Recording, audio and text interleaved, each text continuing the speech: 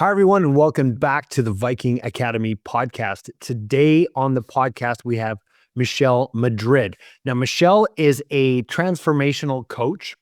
She works specifically with females who are adoptees. Now, this is a very interesting niche. I've never heard of anyone doing a niche specifically to women adoptees. And the reason why she's done that is because that is her life experience. And we go into quite a bit of detail in terms of what happened in both our pasts to move away from, say, traditional, heavy, professional careers to more of a transformational space. You're going to find out that she was actually a TV host. So she did TV journalism. And it sounded like she was very, very successful on that. But what's really exciting about this is she's found way more passion and purpose, having gone through her own journey of pain and self-discovery. And we go through quite a few different areas on how she found that. And I share the same on mine to bring her to a place now where she's specifically positioned to help this niche of people, which is the same thing that I'm doing with the Viking Academy. Is I'm looking to help Viking Academy members and those that want to become explorers to find themselves, explore yourself, explore the inner nature of your mind, your body, and your spirit to find out who and what you are. Well, Michelle encompasses this with perfection. I hope you really enjoy this episode as much as I did recording it. And so there you go. So let's go explore.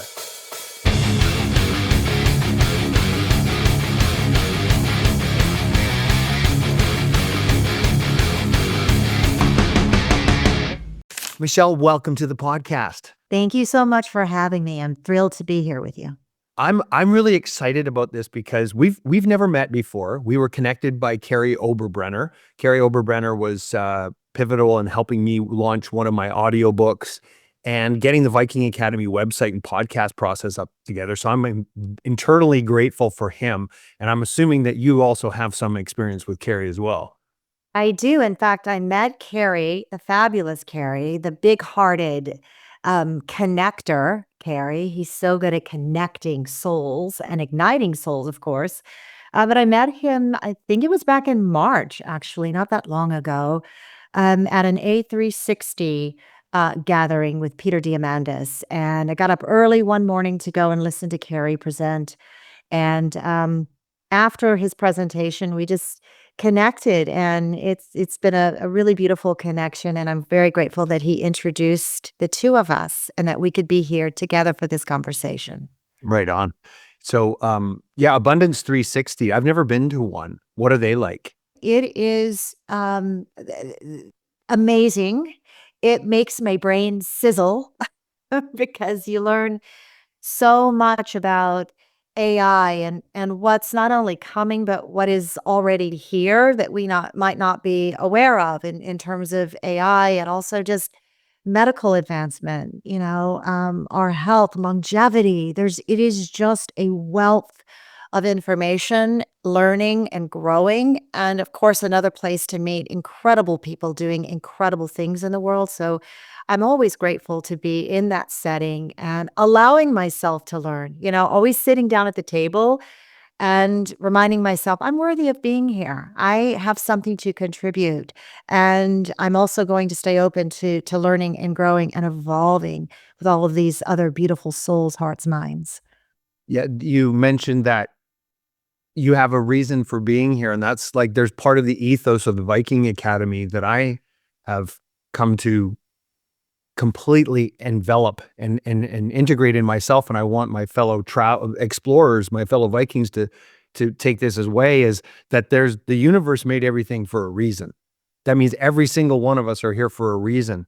But if you don't go out, engage and explore, you won't find out what that reason is. So that's why I love that you are an avid explorer and learner, is that's, I see we're going to connect really well on that level.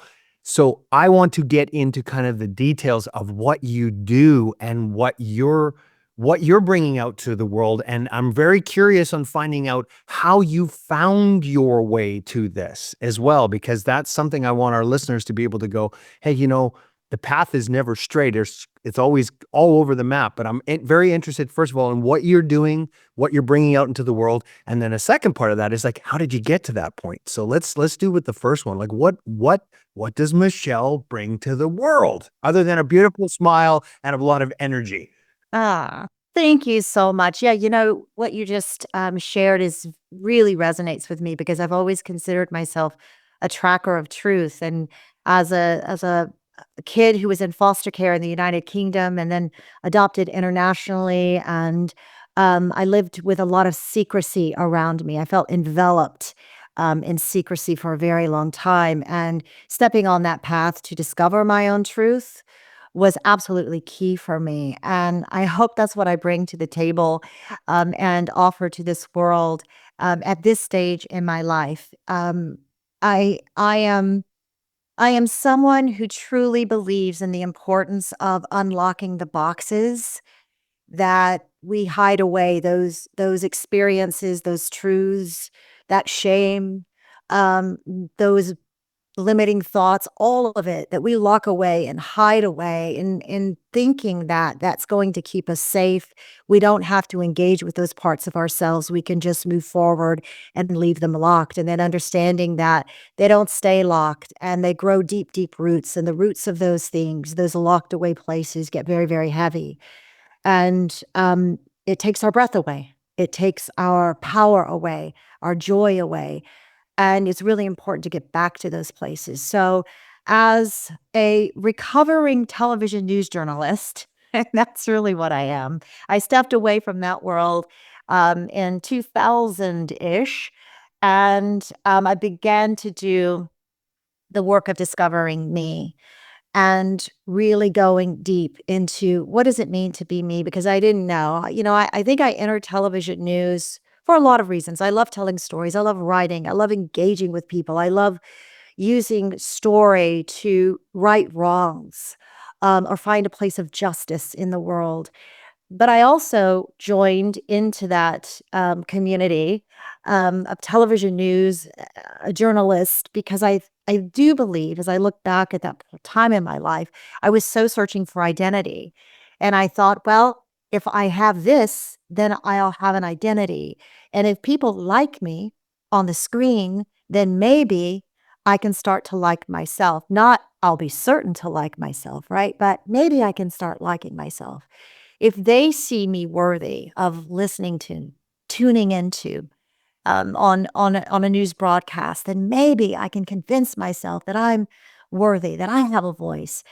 And although I was really good in that career and I really enjoyed it, I learned a lot, I grew, I met fascinating people, it didn't help me feel worthy on the inside. It didn't help me necessarily believe that I had a voice. And when I left that career, I really engaged in the journey. I stepped onto the path of self-discovery and really asking myself, who am I without all of this around me? Stripped of all of this, who am I in here? And how do I begin to claim that identity for myself? And really look at the things, the narrative that I've been given in my life and question, does that narrative really resonate? Does that really hold truth for me? I was so hungry to get to a truth that I could feel aligned with inside of myself. And that journey was hard. It has been beautiful. I've been on my knees, like walking through the broken parts of myself, but emerging into a truth that has given me a lot of power, direction, clarity in my life to help others. So the work that I do today, I'm an author. My book, Let Us Be Greater, it was published 2023, October, about a year ago through New World Library. And I help to guide and coach adult adoptees, who very much feel lost, um, disconnected to their identity, their voice, their truth, as they travel through this healing journey of really coming home to themselves, reconnecting and reuniting with the deepest part of their truth, who they're here to be, what they're here to do, and to do that fearlessly, like a warrior, because, I believe that we are the heroes of our own lives, and we have to be the hero of our life. We have to participate in our own rescue. I am such a believer in that because I've learned it firsthand. That resonates completely with the Viking Academy. We have this ethos that, take full responsibility for your own life. That's the first thing, right? And then, improve yourself and your tribe and leave your mark on the world. That's the Viking Academy logo. I don't know if you saw the rune in the Viking Academy logo. That's the VA. It's a rune that I created, and those are the three ethos. That's the ethos of the Viking Academy itself. So I completely identify with what you're saying. Now, there's so much to unpack in what you just shared there. And I'm making notes here feverishly, going, okay, what do I want to go down first? But it's interesting, just as a parallel. I've had lots of meetings with people where we've had careers. I was a career as an accountant. I had a career. Walt Hampton was on, and he was a lawyer. And then I had another fellow on, Don Barden, and he was an M&A specialist and a professor. And then he's transformed. There seems to be an underlying through line with all of us that we were doing one thing, and we thought we were being successful. We thought we were getting identity there, but it felt not quite right. There was a restlessness that I felt, and that everybody I've talked to is this restlessness going, this suit doesn't fit right. Like the mask that I'm wearing doesn't quite feel like me. And then going through some heartache and finally going, no, I got to really find out who I am and why I'm here. And that sounds like the path that you went through with, because come on, TV journalists, I mean, most people will be like, they'd kill for that job. And you're like, it just didn't fit. Right. And so that sounds like it's the same path. Yeah, because very much so. I remember feeling like it feels like I'm in shoes that don't quite fit, and they're squeezing me and they're reminding me that maybe there's something more. And I'm ignoring that. I'm ignoring that feeling. And I'm looking at the woman on the TV. I'm looking at the woman on the billboards, the woman on the coffee mugs. And I myself am saying, who is that woman? I don't have a clue. And it hurt me in the deepest parts of myself that I was ignoring that voice for a very long time. And again, I received such rich gifts, rewards from being in that career. And I totally believe that it set me on the path for where I am today. But I could still be doing that today and still feel as lost, I think, as I was at that point in my life. I couldn't ignore the discomfort any longer. And I had to find the bravery to say, I'm going to step out of this because I'm worthy. I'm hungry. I desire to connect with this person that I see in the mirror each and every day. And I don't want to leave this earth not knowing who I am. I don't want to leave this earth thinking I never really lived at my truth. I didn't even know what that was, and feeling so disconnected from myself. And that was a journey that was, yes, in part due to my story of being in foster care, being removed, being disconnected from my first family, and then internationally adopted, disconnected from my first country, being given a narrative that didn't quite fit. It felt like I would be told all the time, well, adoption means love. You don't need to look back. You don't need to ask questions. You don't need to wonder. But inside, I was grieving so deeply. I felt so broken inside and so unworthy because someone let me go. Someone gave me away. And it made me feel like there was something wrong with me. And then I grew up in an adoptive home where my father he struggled with alcohol addiction. And I thought it must be something wrong with me, because why would he need this, alcohol each and every day if I was somehow enough? I always felt like somehow it was me. And I needed to look at that. I needed to unlock that box and really look deep into that. And so, yeah, it wasn't easy leaving something like a television news career, which, like you said, so many people would give their arm and their leg to have that career. And it wasn't that I didn't appreciate it. I just realized at some point I needed to love me more and that I needed to have some faith that taking this leap was going to lead me to a place that was even greater and that I had to do that for myself. Do you feel now, as you're working in this space with, it's specifically with women adoptees, trying to get them to reclaim their power? And by the way, I love your website. I went on your Thank you. website. It's absolutely beautiful. I love the different fonts and the scripts.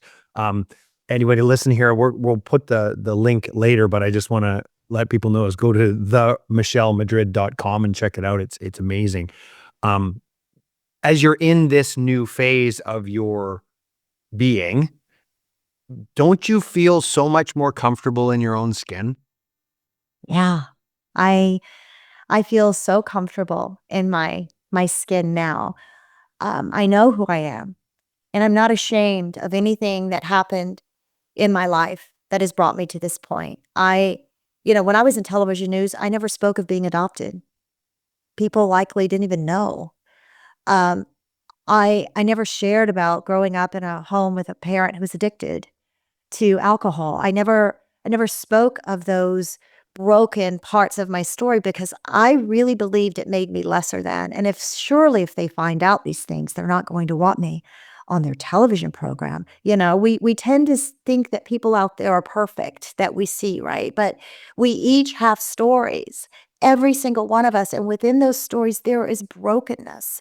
And I thought that the brokenness made me weaker, but part of the journey to emerging into who I am today and feeling comfortable in my skin and loving me is understanding that there's miracle in the mess and there's power in the brokenness. Had I not taken the time, the years it took to look into those places, and I'm still looking into them, right? There's always layers to peel back. Healing is a lifelong journey. But if I hadn't taken that time, I wouldn't have found those powerful bits of me. I wouldn't have found the clarity that I needed to understand what is my unique offering to this world. And I think doing that work has brought me to this place where I can say, hey, this is me world, and I'm going to share my story, all of it. I'm going to share the brokenness. I'm going to share the messiness each and every day because I think it's important. I think it's an important offering to give to others so that they too can understand that that is such an important offering to give to themselves. And we do that for ourselves, but we also do it for the collective. I think it gives another person power to say, I can share that part of myself too. And that's transformational. Eh, I see that happening all over the place. Like, your story resonates so much with mine. Like, I was a chartered accountant. Everything had to be perfect, correct, and right. 1 + 1 = 2. Unless, of course, you're a really good accountant, then 1 + 1 = whatever you want, the client wants it to be, right? Yeah. Um, that's the difference between a good accountant and a great accountant. They'll say, "Well, what do you want it to be?" Um, but I had this facade as well, and from my story, I actually am a recovering alcoholic, and I never talked about that, and I hid it, and I didn't want people to know about it. When I started my business after leaving accounting, I still never talked about it. I wasn't open, and I felt like I was still hiding a part of me, and that's why with the Viking Academy now, it's like, no, everything's on the fucking table. The F-bombs, the horrible stories, the struggles that I go through, and it feels so much more freeing to just be yourself. This authenticity, like that we talk about, be authentic, but at the same time be situationally aware when you don't need to be authentic at the time. Like, I don't want an authentic minded brain surgeon who just doesn't feel like working on my brain that day. No, that's not authenticity. That's like, do your job, right? But being yourself, I can feel the freedom that you're releasing as you're expressing your journey, because it's the same thing that I've been going through, and I've seen so many others go through it. Now, there's one other part here, and I want to see if you're noticing this as well. I'm also seeing that people are moving away from the traditional heavy professions, heavy industries. So we'll call it lawyer, accountant, TV journalist, which I wouldn't have normally have thought of that as a heavy kind of traditional heavy profession. because it's like, oh, you're cool, you're on TV and you're talking, but no, I'm seeing it now. It's more of a heavy profession. To where's the transformational journey? Walt Hampton was a criminal lawyer and now he's an interfaith minister. I was a chartered accountant. Now I'm doing the Viking Academy, help people searching their mind, body, and spirit. You are this incredibly successful TV news person, and now you're helping women adoptees reclaim who they are so they can express themselves fully. Like, do you see the I see it happening everywhere. So Yeah. there's a change in consciousness across the globe. Oh my goodness, and I hope so. It's one person said to me one time, "I just want to start leaning into where I'm broken because I feel if I do that, then I'm going to really start getting very clear on what I am here to do." And we so often want to run away from those parts that feel broken instead of leaning into those places. And I think when we do, we really start to feel that transformation. We start lightening up. We start freeing ourselves forward, I think, to really hear that unique offering, the unique gift we have to share with the world. And once you feel that, there's no turning back. There was no turning back for me. So grateful for the career that I had, but I couldn't go back to it. I just couldn't because I found such freedom and such power in what I'm doing today. And in my view, there's nothing more powerful than being a source of helping, allowing someone to give themselves the permission to explore these places in a safe setting, and then freeing themselves up to transform their lives to become who they are uniquely here to be. There is nothing more rewarding for me than this work. And as I help others, I'm continually also helping myself. And it's a beautiful sort of symphony of flowing together and supporting one another and evolving and living how I would term it as just soul forward. I want to live soul forward. And I think that's a beautiful way to live. And I know this because I didn't always live that way. And it felt confining and it felt darker. And I feel like I've stepped into a place of not just feeling lighter, but also where everything just feels brighter on the landscape. There's more promise. I think that I see, and I see a lot more of me. And I know there's a lot more to explore. There's a lot more to do. The potential just goes, it's exponential. Yeah, it does. When you finally step into who you were meant to be, yet in the paradox, and I want the listeners to really catch on to this, the messiness of my past is what I needed to go through to unlock who I am today. So if you're going through that messiness right now, just go through it because it's part of the journey. It's part of the whole process to finally get to this kind of, I'm calling it an awakening to, I've been kind of sleepwalking almost through life, doing what other people want me to do or what I think other people want me to do because it's all in our heads, right? It's all that. Um, to finally open up and then go, well, this is what it's about. I've been doing that, connecting the dots and going, holy crap, it's the Viking Academy. Of course it's the Viking Academy. This is great. I'm going to put in heavy metal music. I'm going to talk about my alcoholism. I'm going to talk about business because I love business. I'm going to talk about the fact that I'm a recovering accountant, on multiple levels. Like it's freeing. I also want to make sure that we stop and kind of go back into that process that you talked about, because there was something you said in there about the shadow, the dark parts, and being not afraid to go in there. Because I mean, for the listeners, they're listening to us go, okay, well, that's great, Eric and Michelle. You guys have found your passion and you're all pumped up and excited and it's rainbows and unicorns, which of course we both know it's not. Mm. Mhm. But what did you do? And I'm very curious to find out this.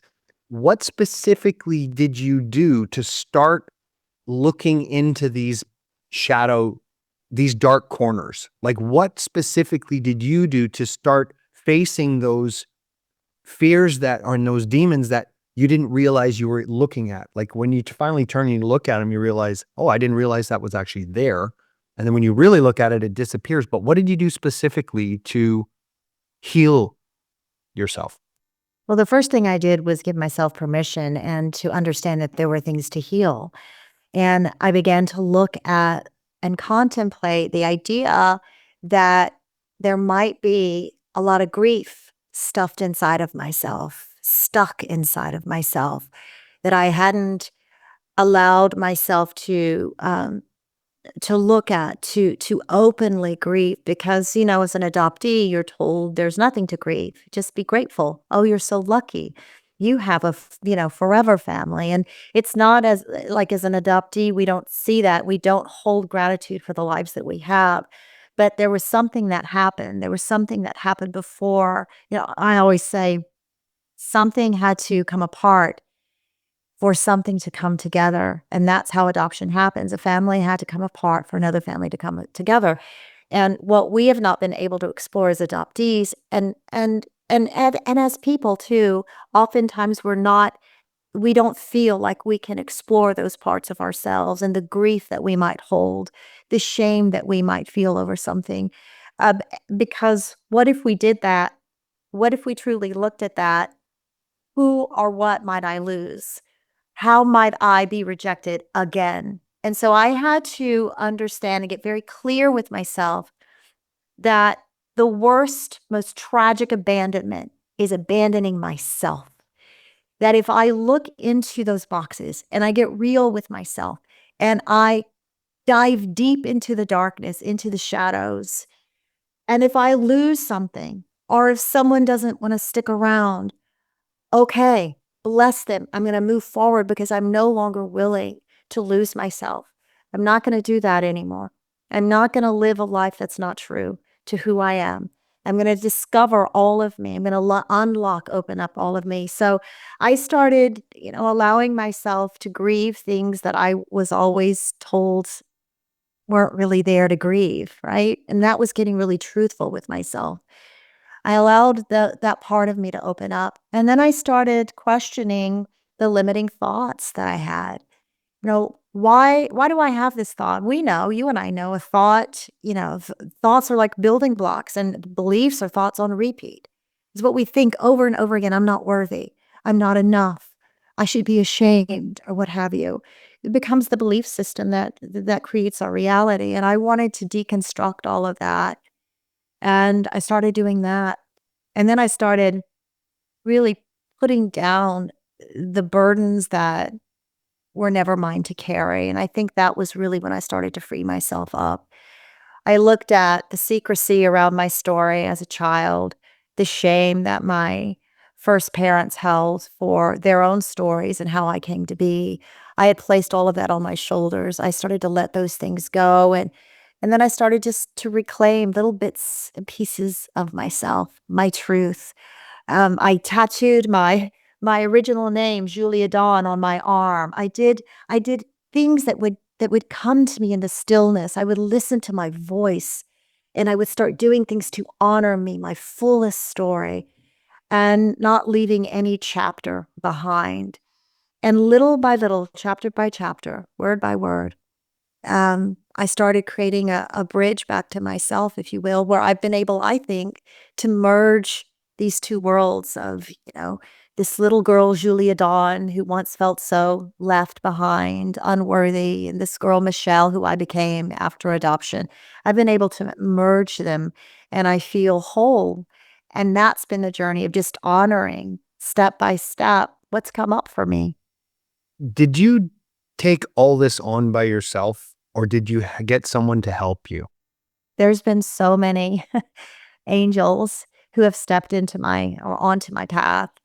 Um, I remember I embarked after I left news. I moved to New Mexico, to Santa Fe, New Mexico, and I started this journey of healing. And I met angels along the way. It was my intro to acupuncture and laying on a table and listening to a healer talk to me as she would, progress with the acupuncture treatment or and starting to unbox like, oh, these maybe physical problems that I'm having, autoimmune issues, the things that were coming up for me that they might be starting from a place deep inside of me. And I need to look at that holistically.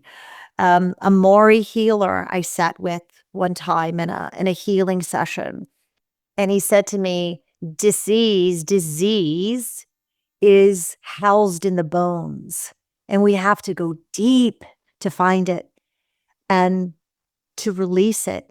And I realized I had felt a dis-ease with myself all of my life, and it had resulted in an autoimmune disease. I really believe there's power in this.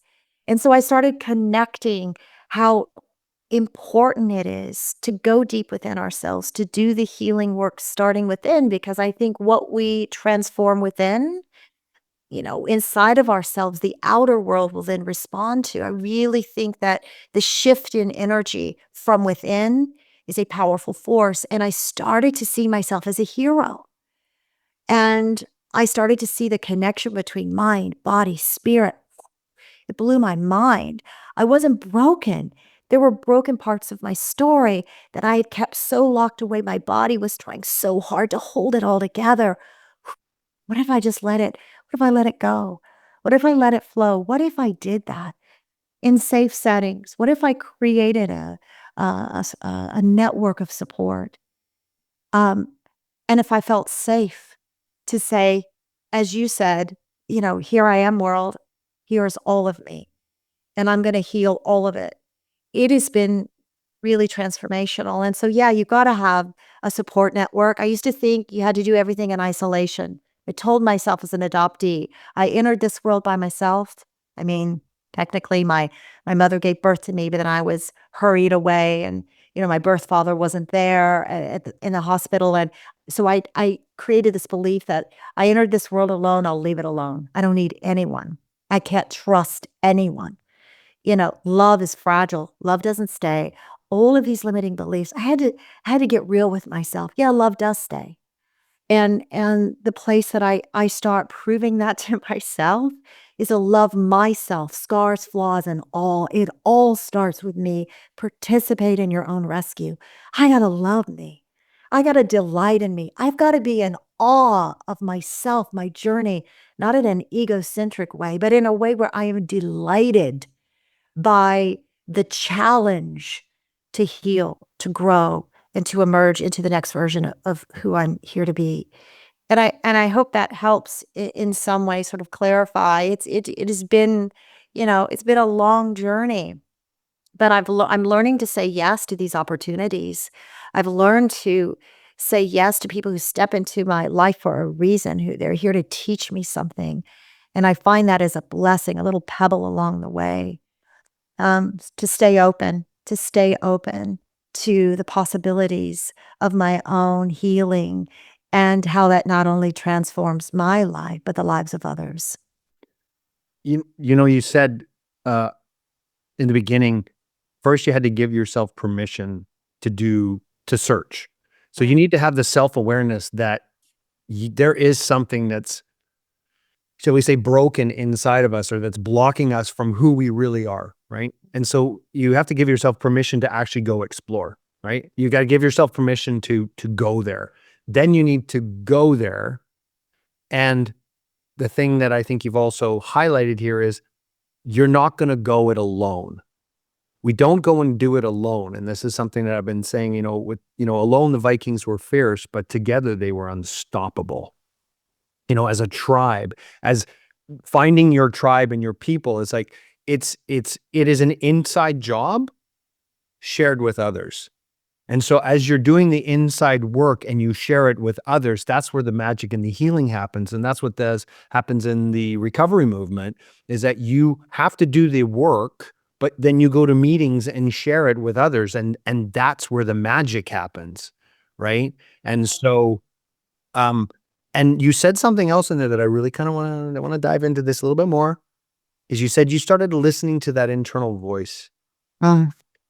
And for myself, I've found that, again, when I relate it back to recovery and alcoholism, and there's a saying, it says, God couldn't would if he were sought. So basically seeking a higher power, seeking that in, and what I've found is it's an internal voice. It's this internal voice that comes from within, which is part of the underlying intelligence of the universe. It doesn't seem to matter what I call it, Allah, Buddha, Brahma, baby Jesus, doesn't care. But as long as I'm seeking it, I start hearing it more and more, and you start following that internal voice. But you can't hear it with all the noise of all the other stuff. So you got to, for me, I had to go through the work of clearing away the wreckage of my past and heal, and then start seeking this higher power and having that voice, and it's coming through. How have you found your internal voice, and how is it speaking to you? And are you listening to it? Yes, yes, yes. Oh, yes. And I'll dive a little bit deeper into that. But I just want to say, really resonate with what you said about just the power of the collective and having a tribe, having a community, connecting with other adoptees. And that this has been this power of social media for me, creating that, building upon that community has been life saving. And it's so rich when you can say and know and feel that someone else out there understands your unique experience and can say, "Oh, I felt that way too. I've been there too. I've been there. I get it. I'm here with you. I stand with you and for you." It gives you wings. And so I say that just to send out love to my adoptee community. They mean everything to me. Listening to the internal voice, getting quiet. Sitting in stillness, not easy to do, and I used to be really uncomfortable doing it because I could feel, my internal knowing, my intuition, my innate knowing bubbling up, and I sometimes didn't know how to handle it, and I would get fidgety, and I think it's just continuing to stay with it as a practice. It's building that muscle. It's allowing yourself to sit with what might feel uncomfortable, breathing through it and asking yourself to please reveal to me what I need to know.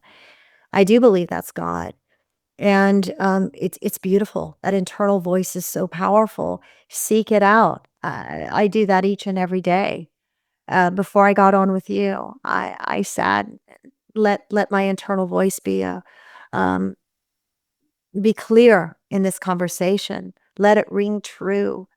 And when you begin to listen to those parts of yourself that we're so conditioned to lock away, mute, um, there's such a powerful, I think, knowing again that bubbles up. I always say it's like bubbling up within me, and it is a source of guidance. And I've learned how to trust that guidance. Our intuition is I always say, if I'm going into meditation, that's, meditation is powerful. Walks in nature are powerful, feeling a connection to something bigger, greater, that is here for us, with us, that was here with us before we even stepped into this physical form, as I believe, and it will be with us when we when we move from this physical form and into another life. And I believe that connecting, tapping into that spiritual part of myself has been really key because it's so pure and it's so beautiful. It's so expansive. Another thing that really works for me is time with my horses. They're magical and powerful, and they teach me so much about trust and um, trusting my intuition, but also trusting them. They've taught me, they've built a bridge back to trusting myself and others. And that internal voice is absolutely key, I think, along the journey of healing. Don't you agree? Well, it's 100%. And it's the interesting thing that I've been exploring lately. Well, not lately, it's been going deeper, is I've seen underlying thread. So I've read the Bible, the Bhagavad Gita, the bronze text of the bronze or the Colburn Bible, the story of the Buddha. I mean, I keep exploring more and more spiritual teachings, and I see this. There's a through line. They all have a through line, and there's ultimately there's an intelligence that you can tap into internally. Jesus said it like go to your, don't stand there like the hypocrites and preach to everybody. Go to inside, go to your inside. That's where you're going to connect with this connect with God, is what he was saying. Yeah. Yeah. Once you understand that it's actually inside of each and every one of us, and you start searching for it, you start exploring it, and it starts revealing itself to you, you realize that all the stuff that happened in your past that went real sideways, like for me, when I look at stuff that when I was doing stuff that went really sideways, it was bad. Always, if I remember, I go, I remember my intuition telling me this is not a good thing to do, Eric. You shouldn't be doing this, but I did it anyways. Like there was another part of me that was just like, I'm going to go do this anyways. Um, and I go, man, imagine if I had actually listened to that intuition back then, but it's always been with us, right? And and I find that it also ties in with a sense of wonder and childlike curiosity, like being childlike, not childish. So when I came into the world as a child, it was like, you see babies, they got big eyes. I'm like, whoa, I love babies. I go talk to them like, hey, welcome to the planet. And they're just looking at me with these big eyes, like looking around going, what the fuck is this place? It's crazy. And I'm like, I know, it's nuts, isn't it? Right? There's this wonder and joy. But then what happens is all those traumas and those layers of conditioning happen over our lifetime. And each one of us has our own unique experience. But when you can talk to people that understand you, like you found your tribe of adoptees, and that is my experience through that, you all of a sudden have a connection. You go, oh, yes, okay, let's break free from those conditionings to completely become who we're supposed to be today. And then when you completely become who you were supposed to be today, you become childlike. You got this sense of wonder. You're like a kid again. You're like, ooh, let's go play, right? Like for me, these interviews is not work. This is not work. I'm sorry. I'm having a great time chatting with you. And I love exploring and I love being able to express. I'll drop an F-bomb here or there, or I'll talk about the business, or I'll talk about my alcoholism, or I'll talk about my previous marriage and my kids and the pain that I have of not having been around their lives and all the things that happen. You just, this joy opens up, and for those that are listening, if you're not in that space right now, I know sometimes it can be hard to listen to two people like Michelle and myself go, this is amazing. And you're going, that's great. I feel like shit right now. Well, guess what? We felt like shit before too. And it's part of the process. And again, I didn't like hearing that when I was in the middle of it as well. But find your tribe, do the internal work, find your tribe, and you two will find out who you are and why you're here. And then you can have the same kind of explosion and passion and purpose that you and I have now talking on this podcast about the wonderful realization of who we are and why we're here. Yeah, absolutely. That's so well said. And it's an important understanding to arrive to. And I loved what you said about being childlike, not childish, but childlike. Every single day, entering your day with awe, curiosity. Curiosity is the key, I believe. It's so important to stay curious in our lives and to keep exploring. Use the word explorer, and yes, I want to be an explorer. I call it being the pioneer of my own life, leading my life well, listening to myself, surrounding myself with a tribe that lifts me up, and not being afraid to do that inner work and peel back the layers, unlock the boxes, and free yourself up. As I said, earlier, just to step into that space of living in awe of this life we've been given, with all of the setbacks and the obstacles and the traumas and those hard, darker moments. Yeah, they exist, and they're real. But I think hopefully you and I can stand as some testimony of we can get through those times together. We can. And there are people who care, and they've been there too, and they want to help support you along the way, because on the other side, when the light starts to flicker and you go, oh, I remember that. I remember that. I used to feel that deep inside of myself. I remember that as a little girl, feeling so lost, but somehow believing there was that little light inside of me. If I could just hold on to the flicker, if I could just make it through, I could really arrive someday. I didn't know what that meant. I didn't know what that looked like, but to a place where I could step into this full illumination of who I'm here to be. And I think that I'm here, and the journey continues. And it's worth it. I think it's worth understanding, yes, there is miracle in the mess, but you got to look at the mess to find a miracle. You got to look at the broken parts of your life experience to find the promise. Um, but I promise you it's there. I promise you that it's there. There's another incredibly powerful point inside this conversation is that the stuff we're talking about in the past and the messes and the pain and the suffering, we're not saying it shouldn't be there. Let's try and avoid it. I actually look on my past and go, I needed to go through that to get to be who I am. I actually don't regret my past anymore, nor do I wish to want to shut the door on it. It's actually all part of the experience of what Eric got to experience. The universe made one Eric and gave me all those unique experiences. No other human before or after has ever experienced Eric. No other human before or after has ever experienced Michelle. That's the gift the universe gave to you. The universe gave you, your experience the whole way through. It's all part of it. So looking back on it going, I get it now. I understand why I had to go through all those things because it was part of the whole trip. Like there's no, like if a movie comes out and it has no villain, no hero, and there's no conflict, there's no audience. There's nobody watching the movie. There's nothing.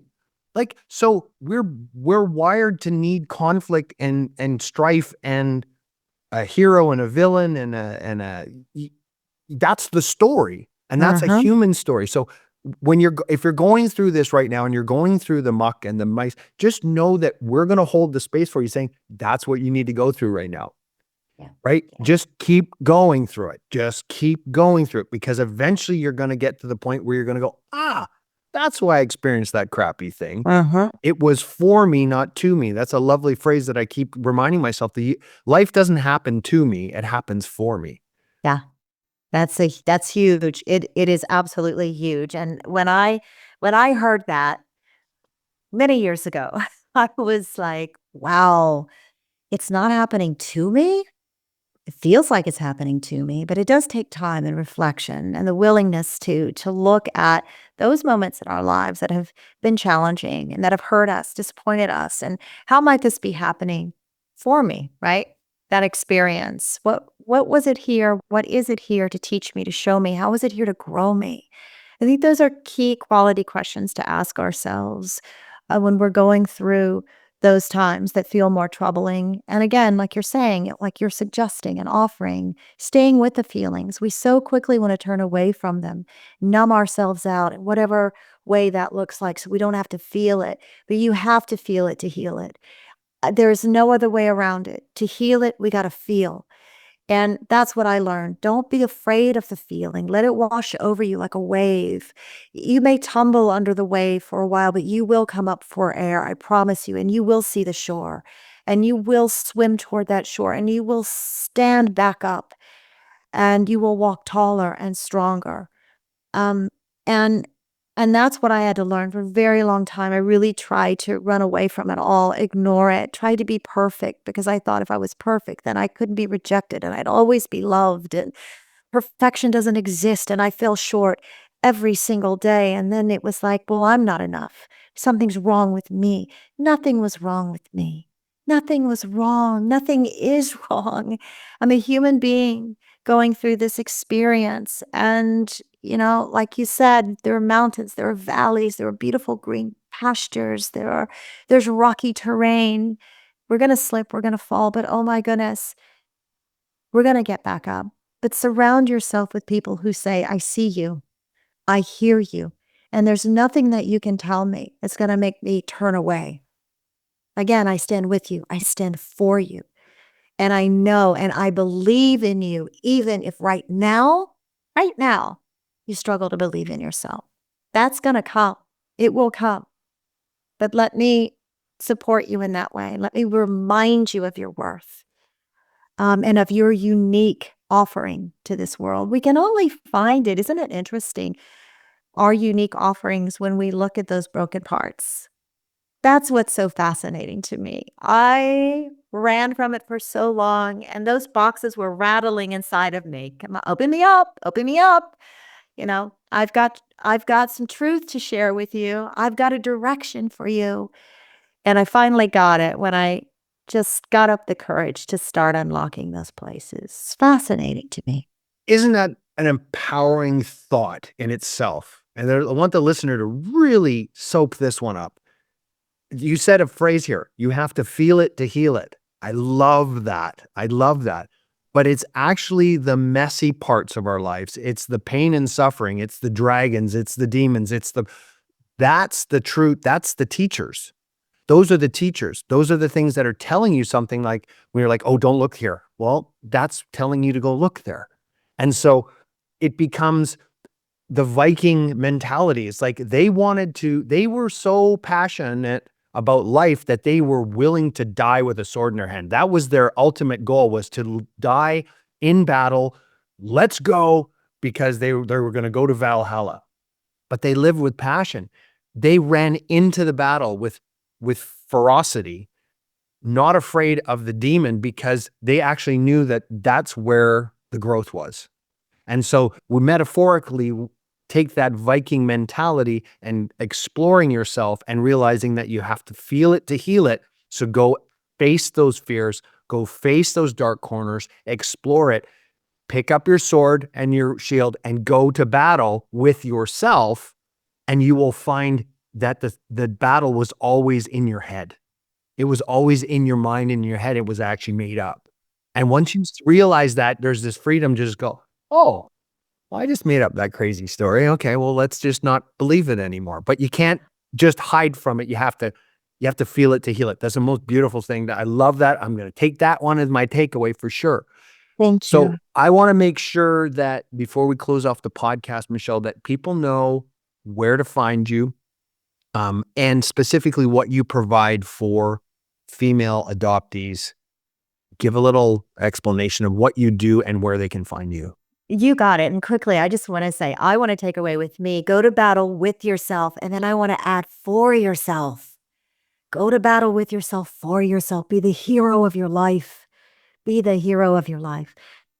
Folks can find me at themichellemadrid.com and on Instagram at themichellemadrid.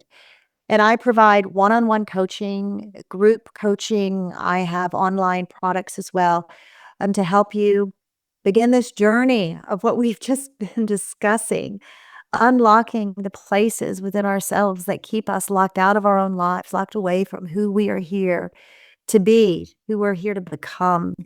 Through my coaching, my guidance, also through my writings, my blog, my book, Let Us Be Great, are here to offer tools of support to help people really come home to themselves, to reunite with themselves, their truth, and start igniting that place of connection again, that light within themselves. And it is one of the most awe-inspiring moments, experiences, when you see those lights start to flicker again. And when you see people beginning to realize, oh, okay, I've never looked at this before. I've had this place of shame inside of me for a very long time, and it's really been weighing me down. I like to help people put the baggage down, put down the weight, the burden that was never yours to carry, my dear friends. Lighten yourself up, free yourself forward, and step into who you're here to be, because you're a once in a lifetime event. Show up for that event in all your truth, and let us see you, because Eric and I, we want to see you. The most beautiful gift you'll give to yourself, to others, to this world. And it's a beautiful exploration. And on that, remember that you are a once in a lifetime event. Beauty. I love it. Thank you for being on the podcast, Michelle. Oh, what a sheer pleasure, my friend. Mwah. Sending you love. Go explore, everyone. Thanks for listening to the Viking Academy podcast. Make sure to leave us your honest feedback by leaving a review on Apple or Spotify, and hit subscribe so you never miss an episode.